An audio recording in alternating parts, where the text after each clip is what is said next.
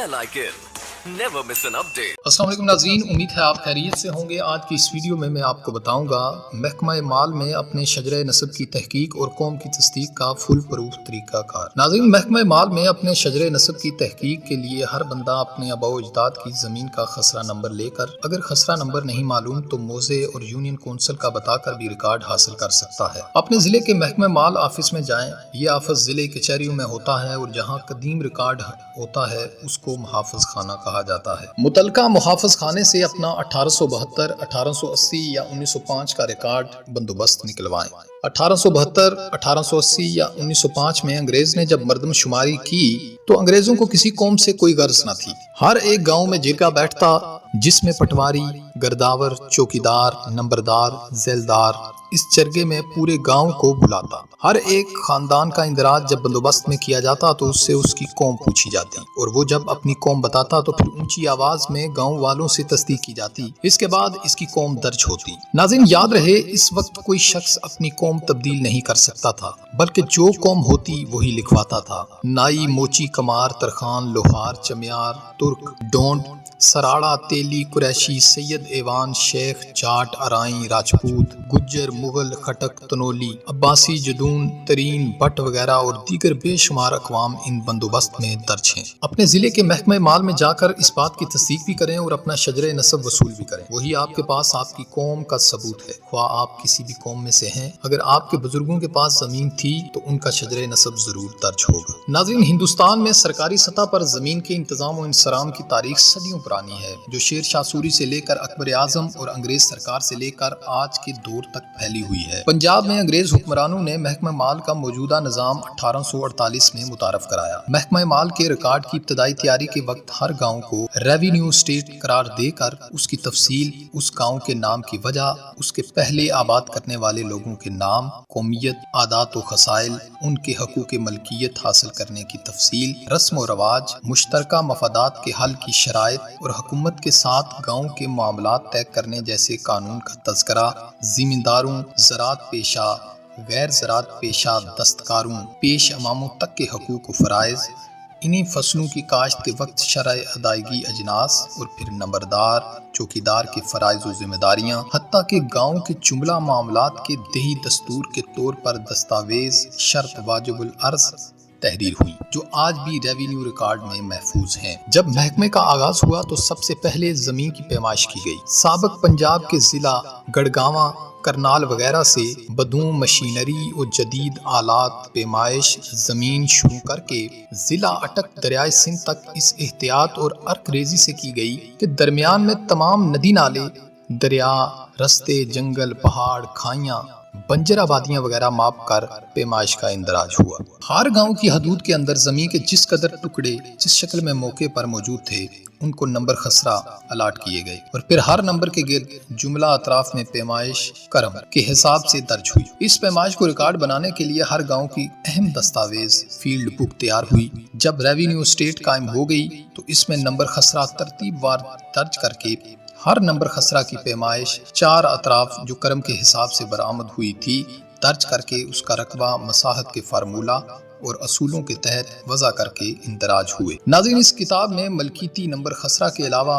गाँव में मौजूद शामलात, सड़कें, रास्ते, कब्रिस्तान, बन वगैरह जुमला अराजी को भी नंबर खसरा अलाट करके उनकी पैमाइश तहरीर करके अलग अलग रकबा बरामदा का इंदराज किया गया। अक्सर खसराजात के वतर अमूद के इंदराज बराए सेहत रकबा भी दर्ज हुए। फिर इसी हिसाब से ये रकबा बसूरत, मरना, कनाल, एकड़, मुरब्बा और गांव, तहसील, जिला और सूबाजात का कुल रकबा अखज़ हुआ। इस दस्तावेज की तैयारी के बाद उसकी 100% सेहत पड़ताल का काम तहसीलदार और अफसरान बाला की जानब से हुआ था। इसका नक्शा मसावी हाय की सूरत आज भी मुतलका तहसील ऑफिस और ज़िले मुहाफ़िज़ खाना में मौजूद है, जिसकी मदद से पटवारी कपड़े पर नक्शा तैयार करके अपने दफ्तर में रखता है। जब नया बंदोबस्त अराजी होता है तो नई फील्ड बुक तैयार होती है। नाज़रीन, इस पैमाइश के बाद हर रेवेन्यू स्टेट के मालकान करार पाने वालों के नाम दर्ज हुए।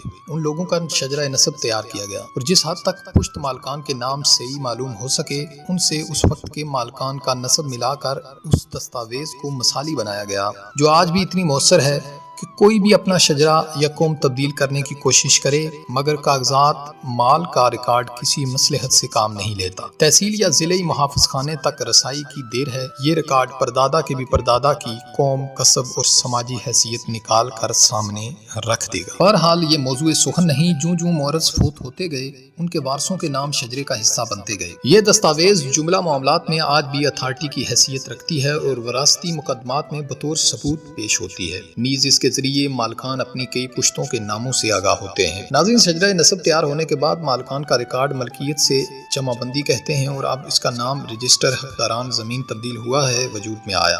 خانہ مالکیت میں مالکان اور خانہ کاشت میں کاشتکاروں کے نام، نمبر، کھیوٹ، خطونی، خسرہ، کیلا، مربع اور ہر ایک کا حصہ تعدادی اندراج ہوا۔ ہر 4 سال بعد اس دوران منظور ہونے والے انتقالات بے رہن، ہبہ، تبادلہ، وراثت وغیرہ کا عمل کر کے اور گزشتہ 4 سال کی تبدیلیاں از قسم حقوق ملکیت، کاشتکار کی تبدیلی، رجسٹر گرداوری کی تبدیلی یا زمین کی قسم کی تبدیلی وغیرہ کا اندراج کر کے نیا رجسٹر حقداران تیار ہوتا ہے اور اس کی ایک نقل ضلعی محافظ خانہ میں داخل ہوتی ہے۔ اس دستاویز کے نئے اندراج کے لیے انتہائی منظم اور اعلیٰ طریقہ کار موجود ہے۔